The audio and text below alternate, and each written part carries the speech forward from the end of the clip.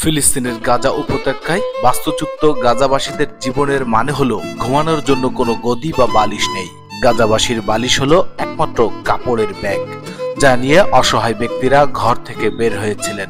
অস্বাস্থ্যকর অবস্থানে ঘুমানোর ফলে গাজাবাসীর ক্রমাগত পিঠ এবং পায়ে ব্যথা হয়, আবার প্রচন্ড ঠান্ডায় পেট ও গলা ব্যথা হয় এবং উদ্বেগের কারণে মাথা ব্যথাও বেড়ে যায়।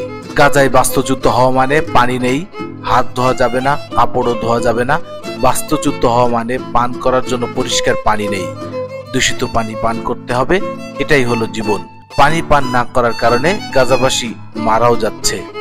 বাস্তুচ্যুত হওয়া মানে বাথরুমে যেতে চাইলেও পালা না আসা পর্যন্ত একজন গাজাবাসীকে 600 জনের পেছনে লাইনে অপেক্ষা করতে হচ্ছে।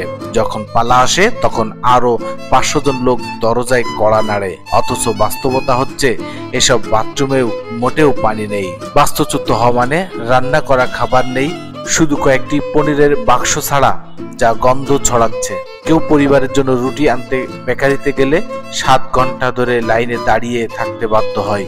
বেশিরভাগ সময় পালা আসার আগেই রুটি শেষ হয়ে যায়। আবার অপেক্ষাকালে বিমান হামলার শিকার না হওয়াটা পরম সৌভাগ্যের ব্যাপার। বাস্তুচ্যুত হওয়া মানে এক রুটিকে কমপক্ষে 4 ভাগ করতে হবে।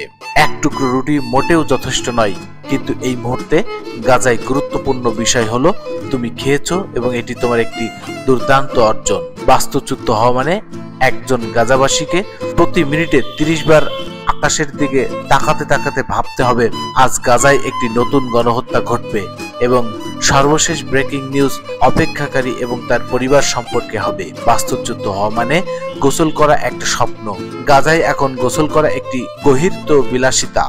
বাস্তুচ্যুত হওয়া মানে সব সময় চারপাশে বোমা হামলার শব্দ শুনতে পাওয়ার পাশাপাশি দেখতেও পাওয়া যায়, কিন্তু জানার উপায় নেই এসব বোমা কোথা থেকে আসছে।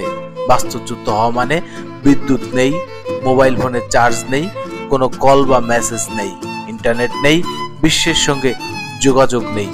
এমন হতে পারে কেউ মারা গেলে পরিবারের কেউ জানতেও পারবে না যে আপনজনটি কখন মারা গেছে। বাস্তুচ্যুত হওয়া মানে অবিরাম নিপীড়ন, উদ্বেগ, উত্তেজনা, অসহনীয় ক্ষুধা, ঘাম, যন্ত্রণা, ভ্রম, দুঃখ, অন্ধকার, প্রত্যাশা, শিশুদের জন্য ভয়, পরিবারের জন্য ভয়, বন্ধুদের জন্য ভয়, ভবিষ্যতের জন্য ভয়।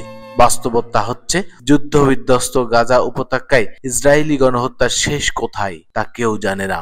ইসরায়েলি কর্তৃপক্ষ মনে করছে অবরুদ্ধ গাজায় ত্রাণ ঢোকার সুযোগ দেওয়া না হলে গাজাবাসীও গাজায় থাকতে চাইবে না।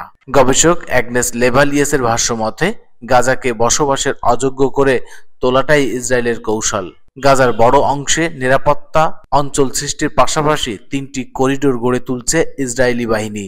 সেগুলো হলো ফিলাডেলফি, মোরাগ ও নেতজারিম করিডোর। এগুলো গাজাকে বিভিন্ন অংশে বিভক্ত করে ফেলেছে। গাজাবাসীর বাঁচার গ্যারান্টিই নাই। প্রিয় দর্শক, গাজা ফিলিস্তিন একটি মুসলমান কান্ট্রি। আমরা মুসলিম হিসেবে দুঃখ প্রকাশ, শোক প্রকাশ এর বাইরে সেখানকার জন্য আমরা কিছুই করতে পারছি না। হৃদয়ে রক্তক্ষরণ হয়। যাই হোক, এই সংবাদটি সবাইকে জানার জন্য সুযোগ করে দিবেন এবং চ্যানেলটিকে সাবস্ক্রাইব করে রাখবেন আরো নতুন নতুন সংবাদ পাওয়ার জন্য। ভালো থাকবেন, ধন্যবাদ।